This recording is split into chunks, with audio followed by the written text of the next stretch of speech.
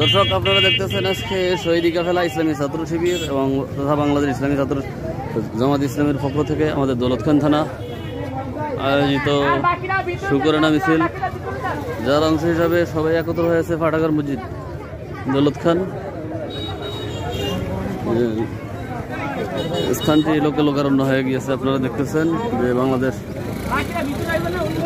শহীদি কাফেলা বাংলাদেশ ইসলামী ছাত্র শিবির এবং বাংলাদেশ জামাত ইসলামের পক্ষ থেকে বিশাল শুকরানা মিছিলের আয়োজন করা হয়েছে।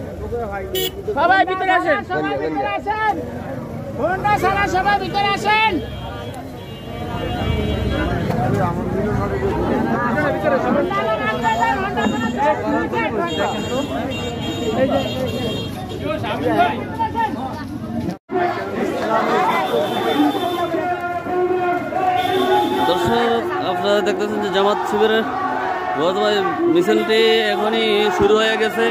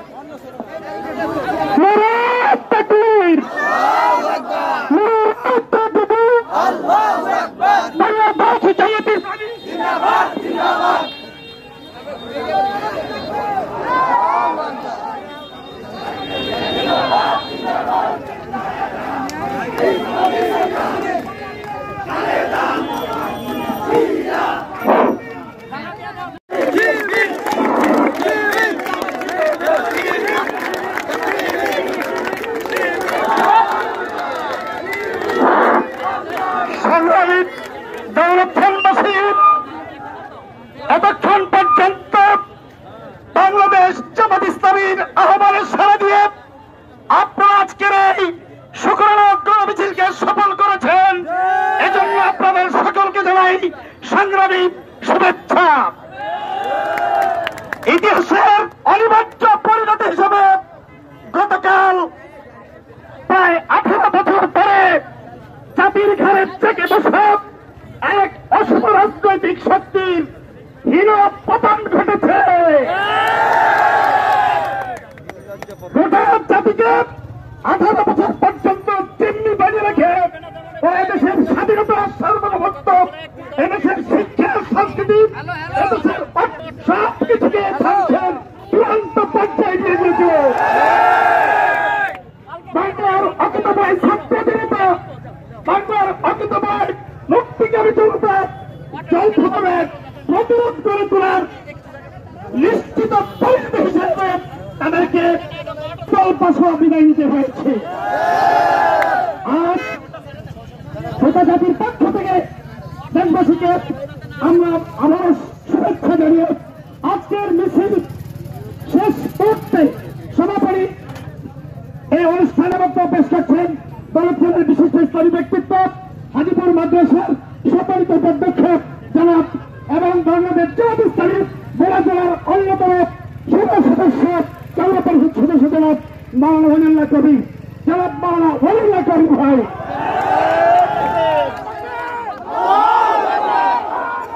আলহামদুলিল্লাহ, জিন্দাবাদ জিন্দাবাদ।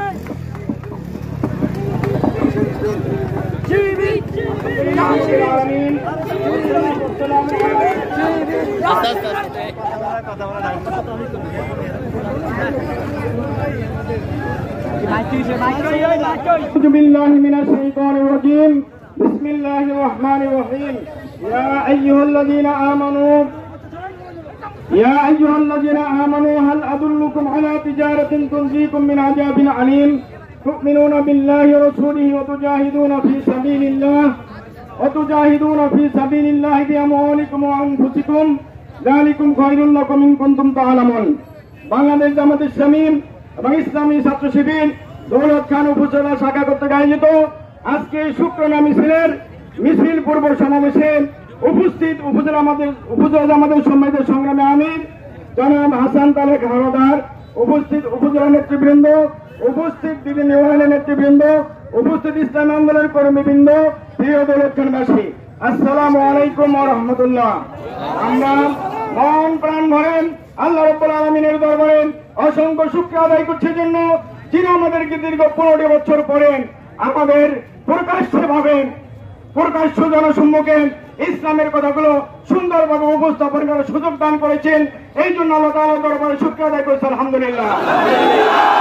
সংগ্রামী ইসলামী আন্দোলনের কর্মী ভাইরাম, সংগ্রামী দৌলতখানবাসী, আপনারা জানেন গতকালকে যে পদত্যাগ করেন স্বৈরাচারী জালেম সরকার শেখ হাসিনা ক্ষমতার মসনদে বসার পরপরই এদেশের স্বাধীনতার অতন্ত্র প্রহরী, দেশ রক্ষার অতন্ত্র প্রহরী পিলখানা ঘটনায় এদেশের সেনাবাহিনীতে 57 জন অফিসার সহ হাজার হাজার সেনাবাহিনীকে হত্যা করে এই দেশের মাটিতে রক্তে রঞ্জিত করে এদেশের ক্ষমতার মসনদ পরিচালনা করে আসছিল। এরই ধারাবাহিকতায় তারা অন্যায়ভাবে, সম্পূর্ণ ন্যায়নীতিহীন ভাবে দেশের বিরুদ্ধে শাসনের পরিবর্তন শোষণ করে, জুলুম করে, অত্যাচার করে ইসলামের কণ্ঠ করার জন্য বিভিন্ন ভাবে তারা পায়তারা করে আসছিল। ইসলামের পক্ষে যারা কথা বলছিলাম তাদেরকে প্রকাশ্যে কথা বলার কোনো সুযোগ ছিল না। ইসলামের পক্ষে কথা বলার জন্য মাঠে ময়দানে বের হওয়ার কোনো সুযোগ করে দেননি। এই ধারাবাহিকতায় শাপলা চত্বরে 5ই মের ঘটনা আপনারা জানেন। এদেশের হেফাজতে ইসলামের একটা সম্মেলনে রাতের বেলায় গুলি করে অসংখ্য হাফেজ আলেম ওলামাদেরকে পাখির মতো করে মেরে ফেলেছিল। তার বিচার এই বাংলাদেশের জনগণ এখন পর্যন্ত দেখতে পাইনি। সামনের দিনগুলোতে শাপলা চত্বরের হত্যাকাণ্ডের প্রত্যেকটি হত্যার প্রতিরোধ এবং প্রতিবাদ নেওয়া হবে, প্রতিশোধ নেওয়া হবে ইনশাআল্লাহ। সম্মানিত হাজিরিন, তারই ধারাবাহিকতায় পর্যায় করবেন তারা ক্ষমতার মসনদে অবৈধভাবে আসার পরে আপনারা দেখেছেন 2024 সালের জুলাই হত্যাকাণ্ড। বাংলাদেশের অসংখ্য মায়ের বুক খালি করা হয়েছে। এদেশের অসংখ্য বিশ্ববিদ্যালয়, কলেজ, মাদ্রাসার ছাত্রদেরকে পাখির মতো গুলি করে হত্যা করা হয়েছে। এদেশের পরিবর্তে ভারত থেকে পুলিশের গোয়েন্দা বিভাগ এনে তাদের মাধ্যমে দেশের জনগণকে হত্যা করা হয়েছে। অসংখ্য গণকবর দেওয়া হয়েছে। অসংখ্য লাশ পর্যন্ত অনেক মা বাবা এখন পর্যন্ত পায়নি। আপনারা দেখেছেন গতকাল সংসদ ভবনের পিছনে অসংখ্য গণকবর পাওয়া গেছে। এদের লাশগুলো তাদের মা বাবার কাছে ফেরত দেওয়া হয়নি। আমরা বলতে চাই, ক্ষমতার মালিক আল্লাহ। আল্লাহ যাকে দান করেন তাকে, আল্লাহ যাকে ইচ্ছা করেন তাকে দান করেন, যাকে ইচ্ছা করেন তার থেকে ছিনাই নেন। এর প্রমাণকে আপনারা পেয়েছেন।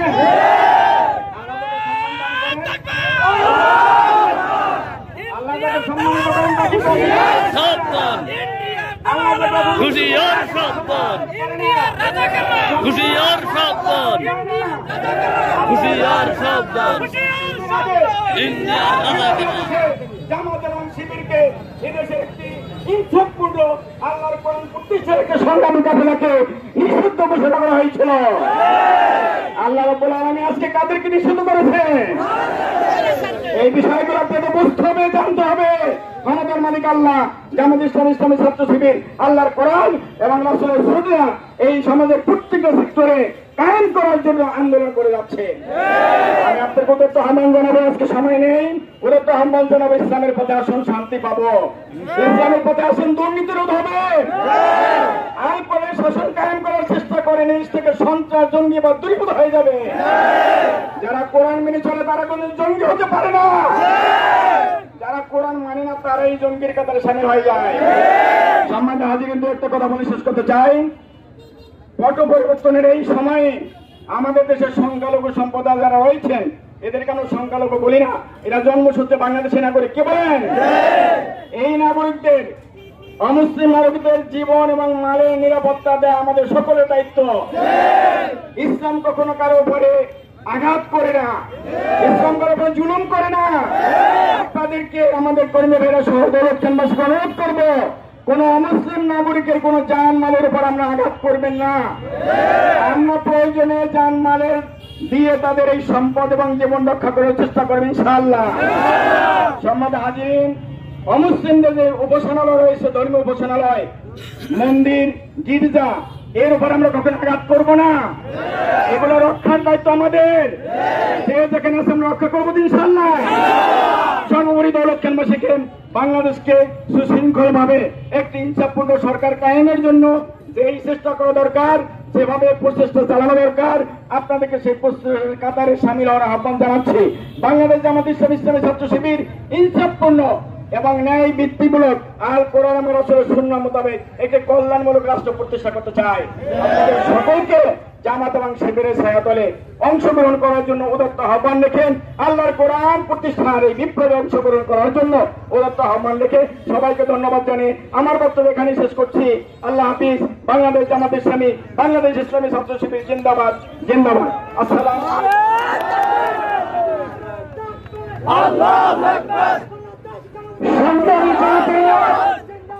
সংগ্রামী দেশবাসী, আজকের বিক্ষোভ পরবর্তী সমাপনী অনুষ্ঠানে আজকের সময় এখন আমাদের সামনে গুরুত্বপূর্ণ বক্তব্য পেশ করছেন বাংলাদেশ জামাত ইসলামী দৌলতখান উপজেলার সংগ্রামী আমির এবং বাংলাদেশ ইসলামী ছাত্র শিবিরের ভোলাগড়ের সাবেক দুইবারের জেলা সভাপতি, বিশিষ্ট রাজনীতিবিদ, বিশিষ্ট শিক্ষাবিদ, আমাদের সকলের রাহবার জনাব হাসান তারেক হাওলাদার। জনাব হাসান তারেক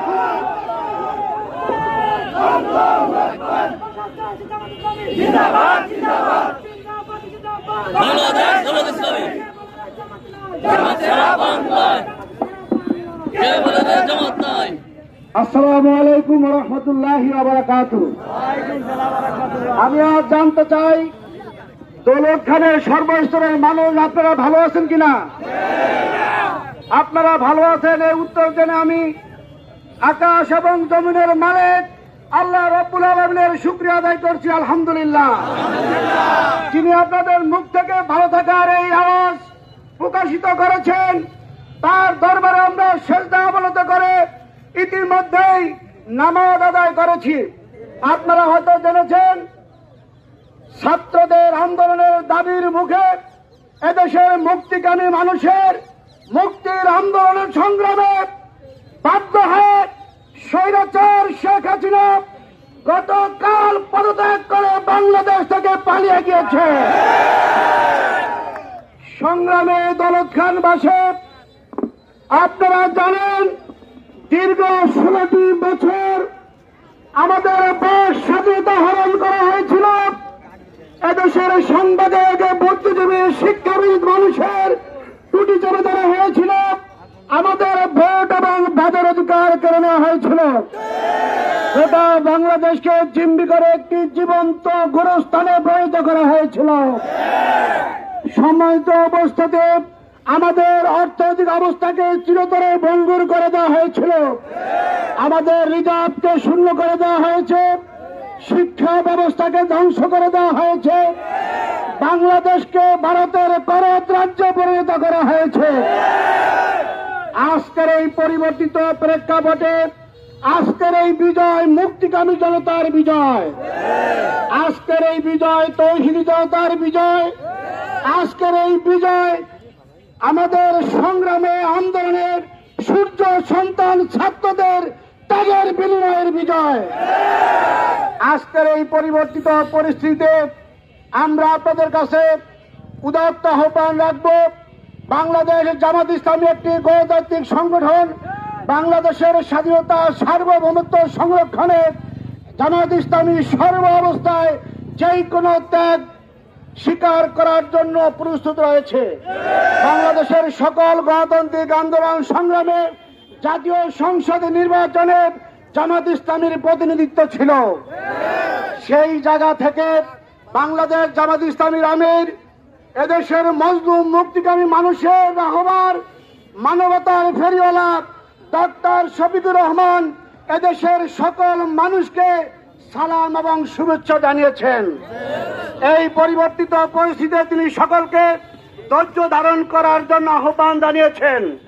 তিনি আমাদেরকে নির্দেশনা দিয়েছেন যাতে করে এই পরিবর্তিত পরিস্থিতিতে সুযোগ সন্ধানী কোনো ব্যক্তিবর্গ কোনো নিরীহ মানুষের উপরে হামলা করতে না পারে।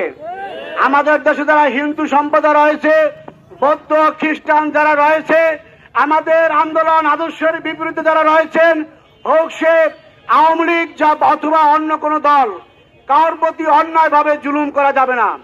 সকলের জান এবং মাল ইজ্জতের নিরাপত্তা দিতে হবে। আমরা গতকালকে দৌলত খান জামাত ইসলামীর পক্ষ থেকে টিম করে সকল হিন্দু পরিবারের বাসায় গিয়েছি। আমাদের ব্যক্তিগত মোবাইল নাম্বার দিয়ে এসেছি। আমরা জানিয়েছি যদি কোনো ধরনের অপ্রীতিকর ঘটনা ঘটানো হয় তাহলে আমরা এর প্রতিবাদ করব। আমরা আপনাদেরকে উদাত্ত আহ্বান জানাতে চাই, এই বাংলাদেশের সকল মানুষ আমাদের ভাই, সুতরাং আমরা ভাই ভাই কাঁধে কাঁধ মিলে একটি সুখী সমৃদ্ধ বাংলাদেশ গড়ে তোলার জন্য চেষ্টা করবো ইনশাআল্লাহ। এবং বাংলাদেশের স্বাধীনতা সার্বভৌমত্ব রক্ষা করার জন্য আমরা চেষ্টা করব। সম্মানিত ভাইরা আমার, আমাদের যে সকল ভাইরা এই আন্দোলন সংগ্রাম করে আমাদেরকে আজকে বিজয়ের দ্বার প্রান্তে নিয়ে এসেছেন, আমরা সেই সকল শহীদ ভাইদের প্রতি সমবেদনা জ্ঞাপন করছি এবং তাদের শাহাদাত কবুলের জন্য আল্লাহ রাব্বুল আলামিনের কাছে আমরা প্রার্থনা করছি, আল্লাহ তাদেরকে শহীদ হিসাবে কবুল করুন। যারা আহত এবং পুঙ্গত হয়েছে তাদের প্রতি আমরা সমবেদনা জ্ঞাপন করাই এবং রাষ্ট্রীয়ভাবে আমরা যারা নির্বাহী দায়িত্বে রয়েছেন তাদের প্রতি আজকে আমরা উদাত্ত আহ্বান রাখবো, সকল অন্যায়ভাবে হত্যার বিচারে ফয়সালা করে প্রকৃত দোষীদেরকে বিচারের আওতায় আনতে হবে এবং যারা শহীদ হয়েছে তাদের সকল ক্ষতিপূরণ দিতে হবে এবং যারা অসুস্থ রয়েছেন তাদেরকে পূর্ণ চিকিৎসার ব্যবস্থা করতে হবে। সম্মানিত ভাইয়েরা আবার আপনারা জানেন আমাদের এই দৌলত খানের ইসলামী ছাত্র শিবিরের সেক্রেটারি ছিলেন নাহিদ, তিনি ঢাকায় মিরপুরে গুলিতে শহীদ হয়েছেন। আমরা আজকের এই সমাবেশ থেকে তার প্রতি গভীর সমবেদনা জ্ঞাপন করছি এবং তার পরিবারের প্রতি আমরা কৃতজ্ঞতা জ্ঞাপন করছি। সম্মানিত ভাইয়েরা আমার, পরিশেষে আমরা আপনাদেরকে এই কথা বলতে চাই, ইতিহাস থেকে আমাদের শিক্ষা গ্রহণ করা উচিত।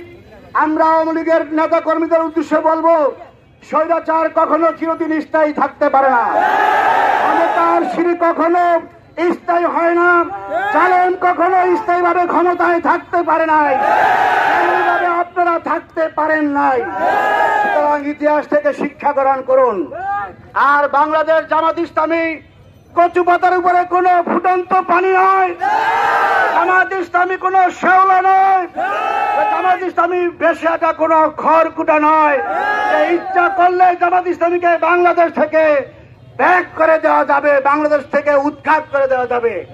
জামাত ইসলামের ভিত এবং শিখর বাংলাদেশের অতি গভীরে, এদেশের সকল তৌহিদি জনতার হৃদয়ে জামাত ইসলামের স্থান রয়েছে। ইচ্ছা করলে জামাত ইসলামীকে নিচ্ছিন্ন করা যাবে না। আমরা আপনাদেরকে ধৈর্য ধারণ করার উদাত্ত আহ্বান জানাই। পাশাপাশি যারা নির্বাহী দায়িত্বে রয়েছেন তাদেরকে আমরা অনতি বিলম্বে আহ্বান জানাবো। আমরা ইতিমধ্যে জেনেছেন সংসদ ভেঙে দেওয়া হয়েছে। আমরা তাদেরকে বলবো অতি দ্রুত জনগণের প্রত্যাশিত একটি রাষ্ট্র যাতে তারা উপহার দেয়, যেই রাষ্ট্রে দেশের মানুষ তার ভোট এবং বাদের অধিকার ফিরে পাবে, এদেশের বৃদ্ধ আবাল বনিতা কৃষক শ্রমিক মেহনতি মানুষ কাঁধে কাঁধ মিলিয়ে চলতে পারবে, এমন একটি সুখী সমৃদ্ধ বাংলাদেশ আমরা চাই এবং জামাত ইসলামী সেই লক্ষ্যে কাজ করে যাচ্ছে। আসুন আমরা সকলে মিলে কাঁধে কাঁধ মিলে আমাদের বাংলাদেশের স্বাধীনতার সার্বভৌমত্ব রক্ষা করি এবং সকল অপশক্তির মোকাবেলায় আমরা রুখে দাঁড়াই। সবাইকে আমরা ধন্যবাদ জানাই এবং আজকের এই মিছিলে প্রশাসনের বাইরে আমাদেরকে সহায়তা করেছেন, আমরা জামাত ইসলামীর পক্ষ থেকে তাদেরকে ধন্যবাদ জানাই। জাতির সাংবাদিক জাগ্রত বিবেক সাংবাদিক ভাইরা অনেক গুরুত্বপূর্ণ ভূমিকা রেখেছেন। আমরা আশা করব আমরা যে আজকে বক্তব্য উপস্থাপন করেছি জাতির বিবেক হিসাবে সঠিকভাবে বক্তব্য তুলে ধরবেন, আমরা আপনাদেরকেও ধন্যবাদ জানাই। সাথে সাথে আমাদের বিভিন্ন ইউনিয়ন থেকে যে সকল নেতাকর্মীরা আজকে এখানে উপস্থিত হয়েছেন তাদেরকে আমরা ধন্যবাদ জানিয়ে আজকের এই বক্তব্য আমরা শেষ করছি। সবাইকে ধন্যবাদ। আসসালামু আলাইকুম ওয়া রাহমাতুল্লাহি ওয়া বারাকাতুহু। বাংলাদেশ জিন্দাবাদ, জামাত ইসলামী জিন্দাবাদ।